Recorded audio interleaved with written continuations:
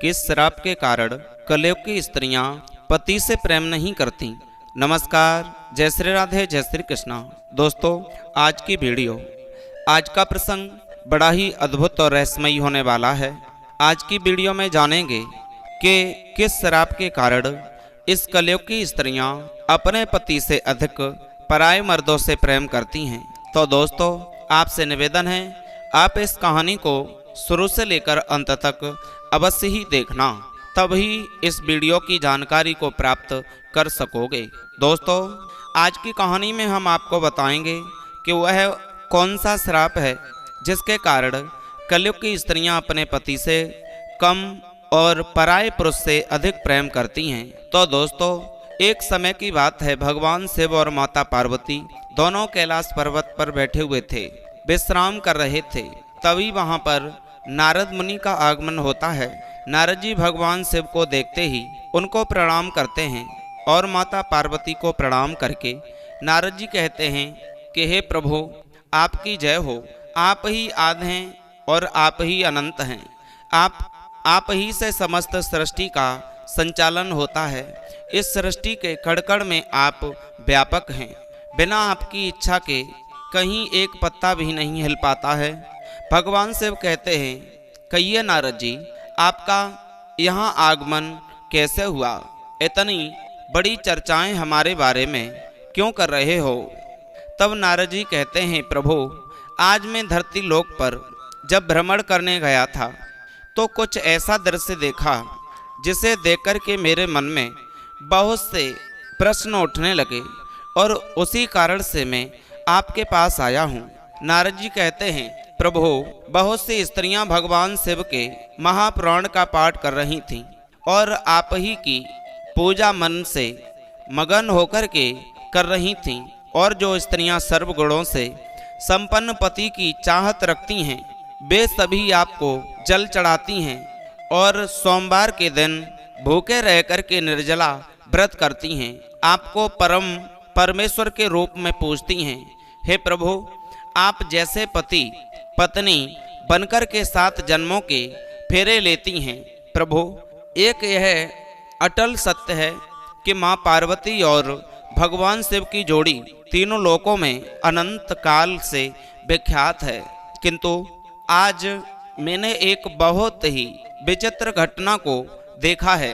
कुछ स्त्रियां या पति की आंखों में धूल झोंक करके अन्य पुरुषों के साथ अनैतिक संबंध बनाती हैं और यह दृश्य देख करके मेरे मन में बड़ी ही व्याकुलता हुई है और मेरे मन में 3 प्रश्न उठ रहे हैं। प्रभु, इन्हीं प्रश्नों के उत्तर को जानने के लिए मैं आपके पास आया हूँ। कृपया करके मेरे मन में जो भी प्रश्न हैं उनका सही सटीक जवाब दीजिए। मेरी जिज्ञासा को आप शांत करने की कृपा करें।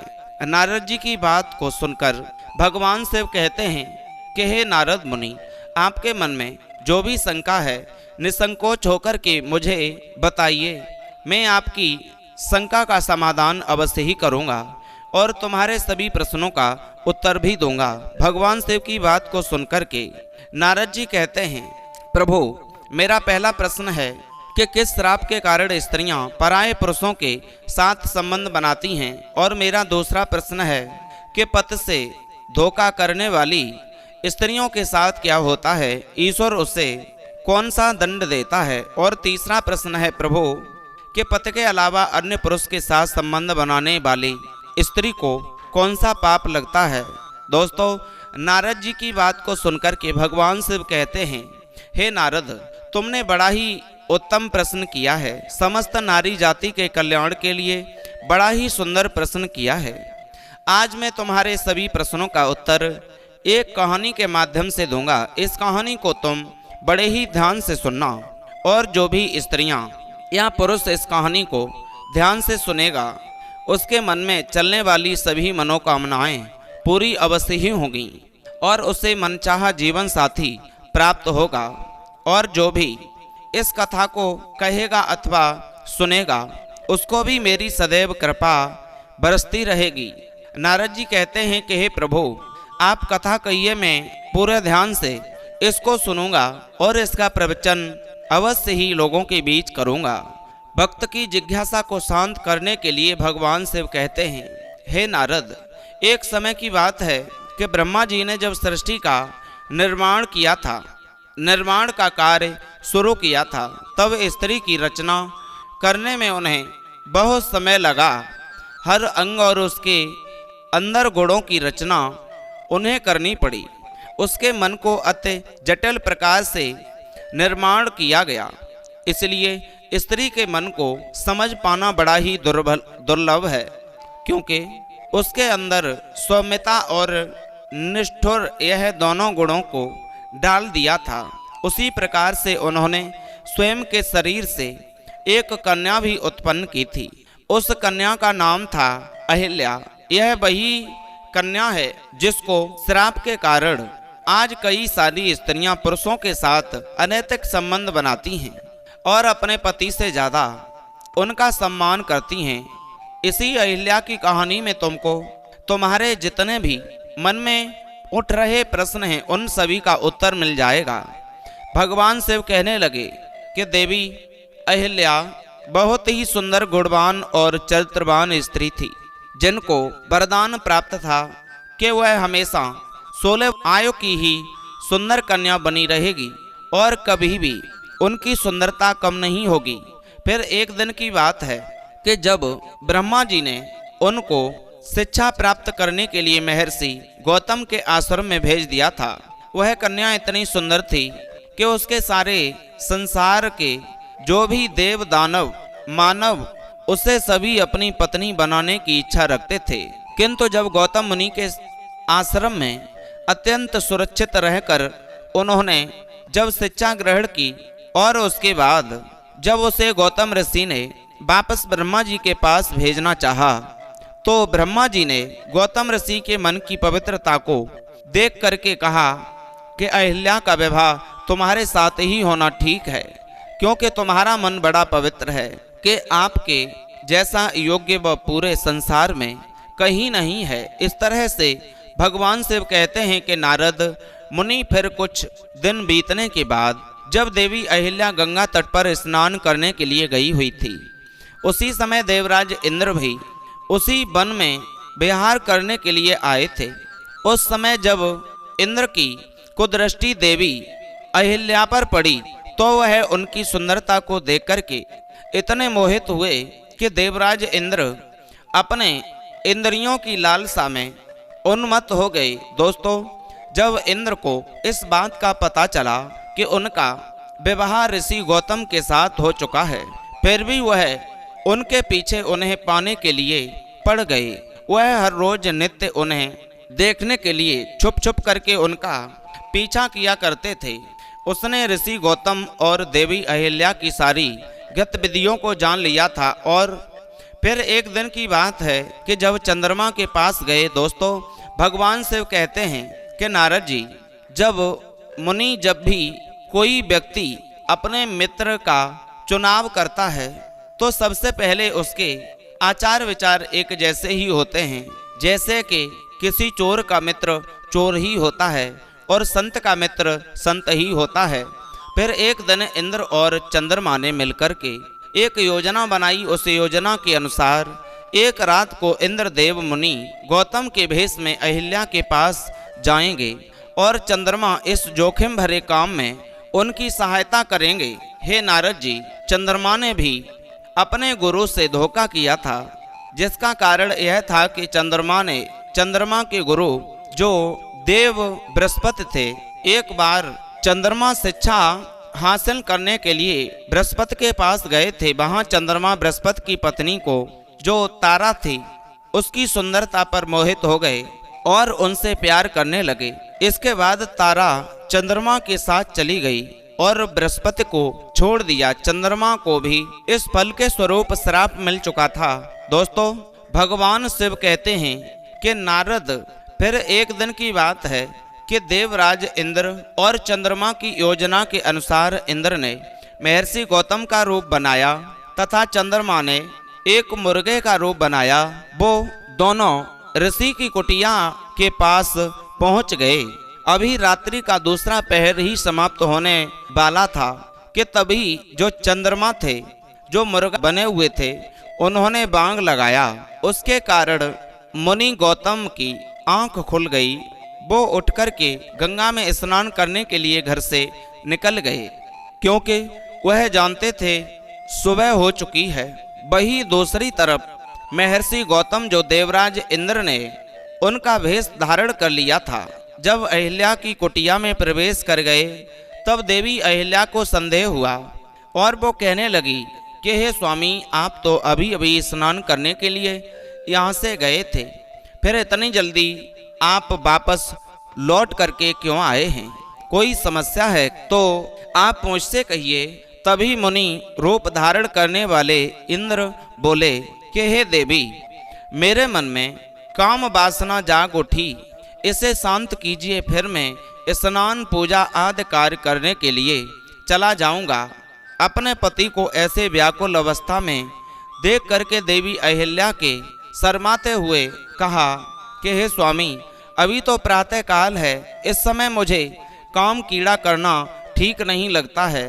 इंद्र ने अहिल्या को अपने पतिव्रता धर्म की कसम दिलाते हुए उन्हें शारीरिक संबंध बनाने को मजबूर कर दिया।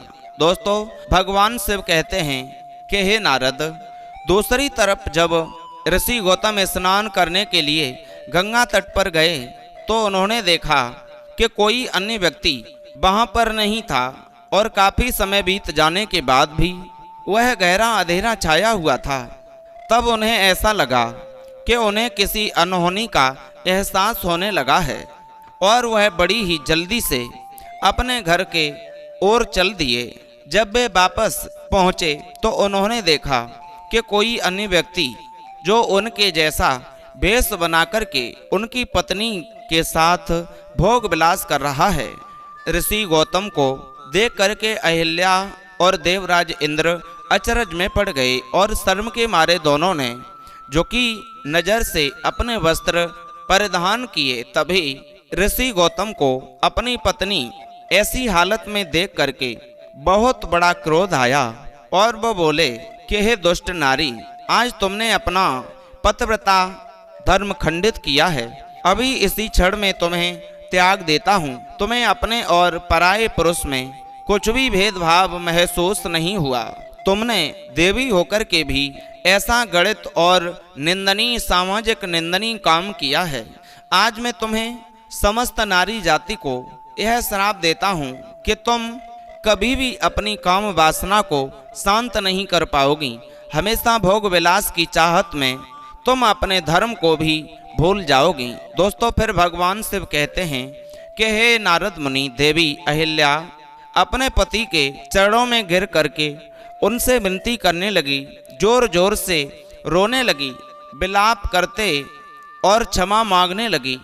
फिर वो अपनी पत्नी से बोले कि हे अहिल्या, तुमने आज न केवल अपने पतिव्रत धर्म को भंग किया, बल्कि तुमने एक गुरु का भी भयंकर अपमान किया है, जिससे मुक्ति मिलना अत्यंत ही कठिन है और असंभव है।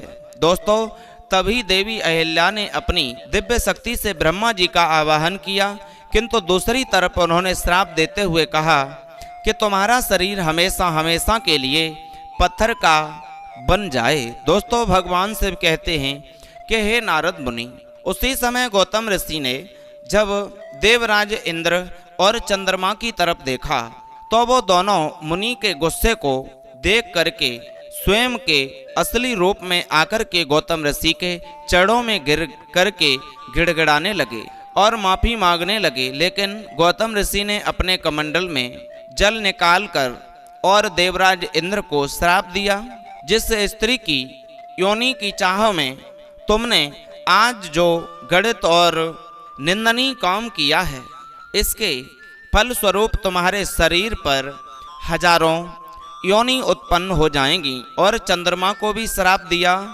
कि इसी तरह से उस समय ब्रह्मा जी सहित अन्य देवता भी वहां पर आ गए और सब होनी को न टाल सके, क्योंकि मुनि श्राप दे चुके थे। जब इन सारी बातों का पता देवताओं को लगा, तब उन्होंने गौतम ऋषि से विनती की और अहिल्या के श्राप से मुक्ति का समय पूछा। तब मुनि गौतम ने कहा कि त्रेता युग में भगवान श्री विष्णु जब राम अवतार में आएंगे और इस पत्थर रूपी मूर्ति को पैर से छुएंगे, उसके बाद ही इसके पाप से मुक्ति मिलेगी। तब तक के लिए इस स्त्री की आत्मा को घोर नरक की यातनाएं भोगनी पड़ेंगी। उसे राजों के द्वारा कई जन्मों तक नरक की सजाएं भोगनी पड़ेंगी और उसे भोगने के बाद भी उन्हें तुच्छ प्राणी की योनि में जन्म लेना पड़ेगा। दोस्तों, वहीं दूसरी तरफ देवराज इंद्र के शरीर पर जब हजारों योनि उभर आईं तो सभी देवता और देवी उन पर हंस करके उनका उपहास करने लगे। तब इंद्र सहित सभी देवता गौतम ऋषि से श्राप का उपाय पूछने के लिए आए। उन्होंने सभी का सम्मान करते हुए उन सारी योनियों को आंखों में बदल दिया।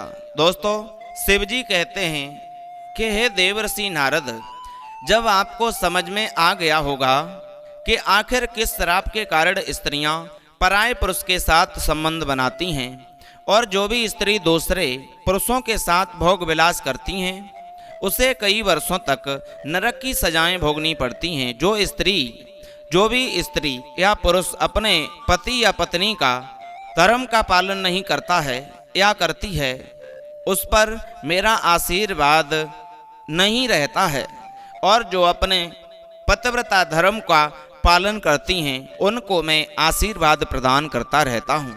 अगर कोई स्त्री जाने अनजाने में या पाप करती है तो उसे घोर नरक का भागी बनना पड़ता है और उसे नरक की सजाएं भोगनी पड़ती हैं और किसी भी प्रकार के व्रत तप और उपवास का उसे फल नहीं मिलता है।